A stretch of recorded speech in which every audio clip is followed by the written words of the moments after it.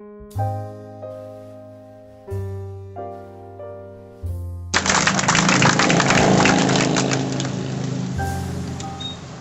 you've ever worn the uniform of the United States military, welcome home. Something else that, and it's not written down, but I thought about this here. If you've got a son or a daughter, niece, nephew, somebody in your family who's currently serving our fine country, could you please stand and be recognized, Mr. Skipper? Thank you.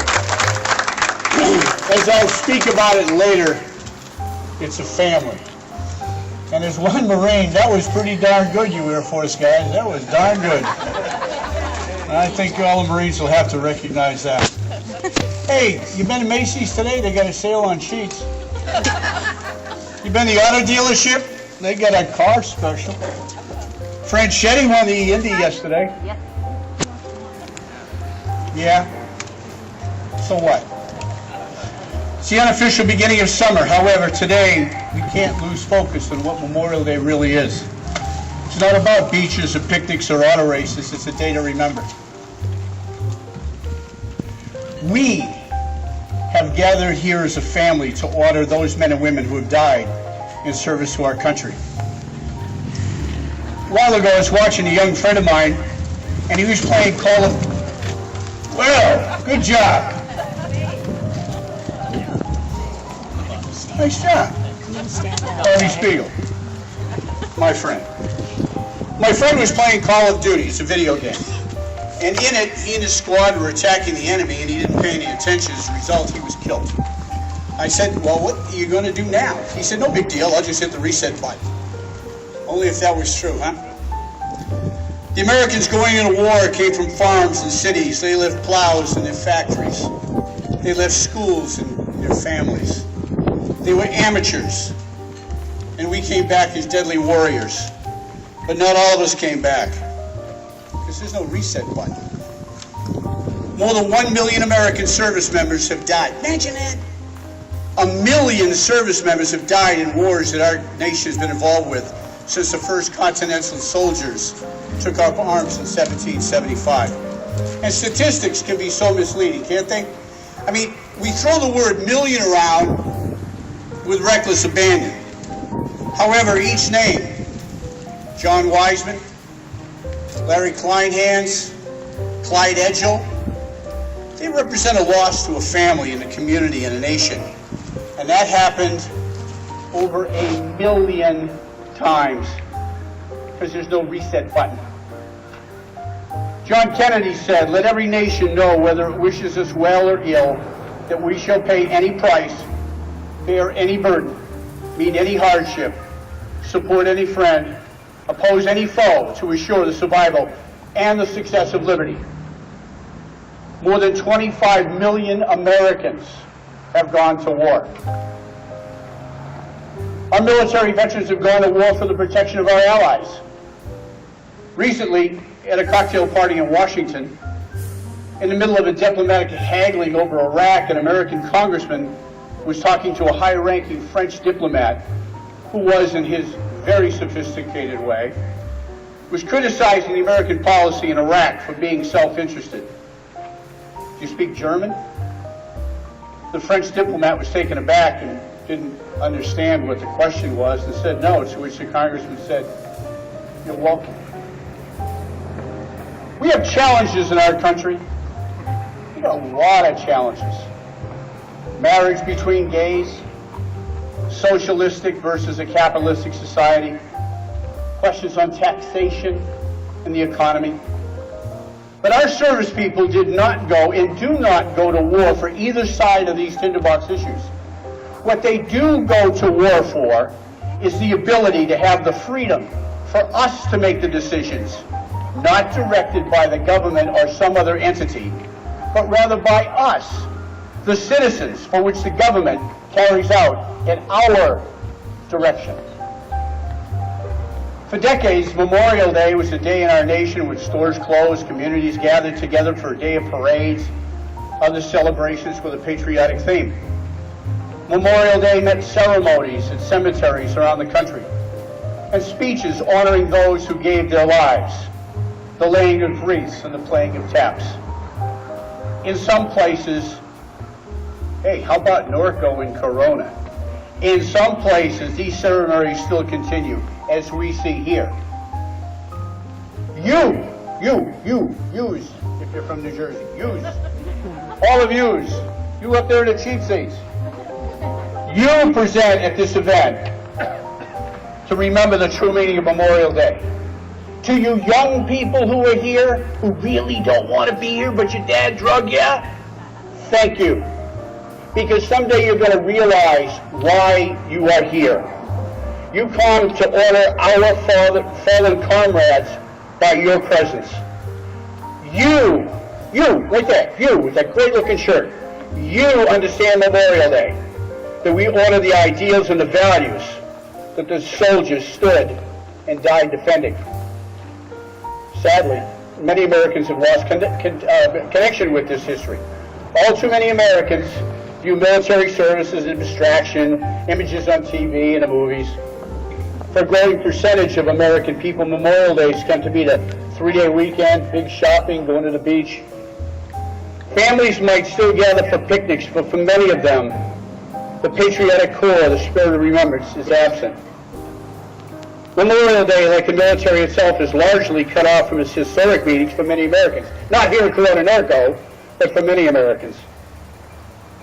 They've forgotten what the military stands for in the nation's history. Many Americans have no experience with connection to the military, and there's a lot of reasons for that disconnect. We get fewer and fewer veterans to share their stories. And many of the older veterans, especially those from World War II and Korea, tend to be reticent. They often don't talk about their service. Some of these citizen warriors are among us today. And some are sitting here. Look at these guys. Many have hats on. Many of them got identification marks of who they were, what they did. Read those hats. It's important to you. Quite frankly, it's important to them.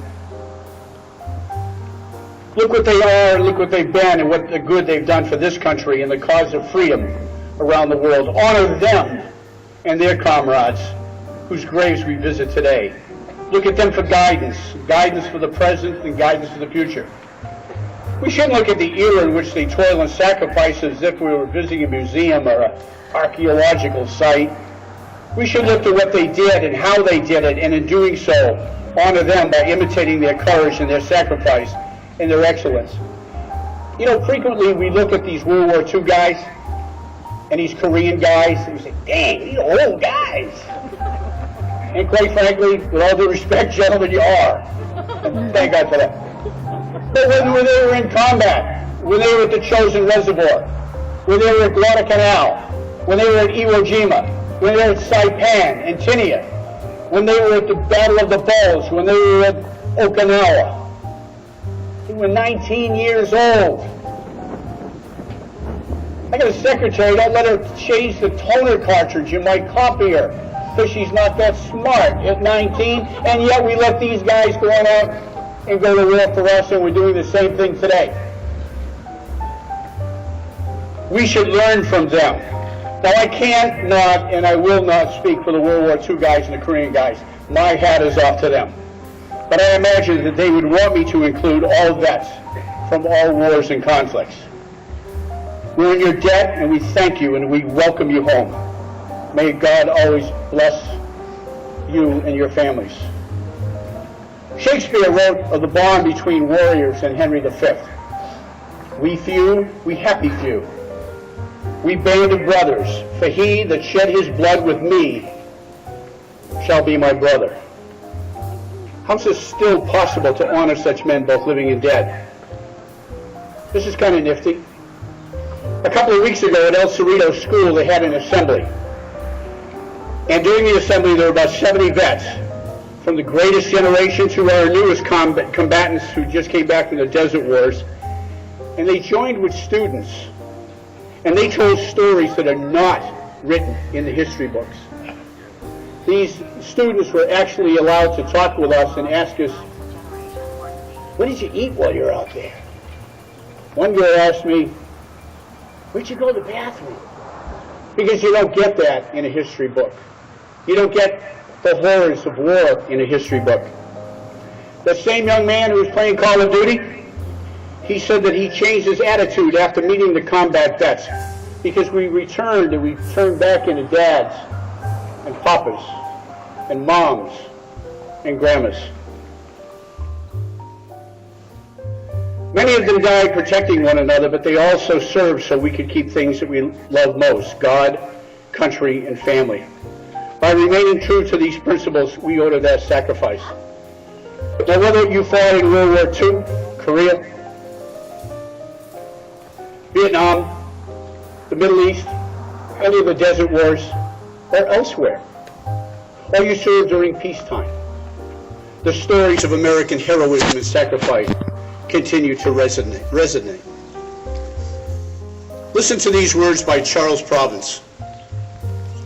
It's the soldier, not the reporter, who gave us the freedom of press. It's the soldier, not the poet, who's given us the freedom of speech. It's the soldier, not the campus organizer, who gave us the freedom to demonstrate. It's the soldier, not the lawyer, who's given us the right to a fair trial. And it's the soldier who salutes the flag, who serves the flag, and whose coffin is draped by the flag, who allows the protesters to burn the flag. All gave some gave all. Join me in a moment of silence as we all remember those who made the ultimate sacrifice.